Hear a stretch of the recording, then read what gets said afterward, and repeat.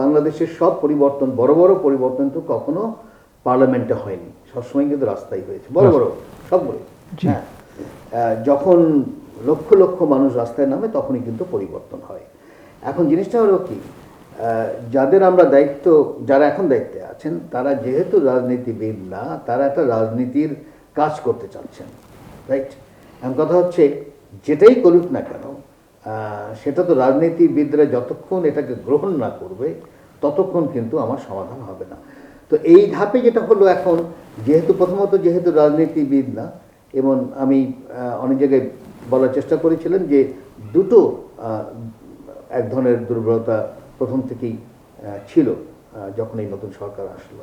একটা হলো যে যেটা বললাম যে তাদের কাঠামোর মধ্যে বা তাদের ক্যাবিনেটে কোনো রাজনীতিবিদ নেই, এটা একটা বড় লিমিটেশন, কারণ কাজটা তো রাজনীতি।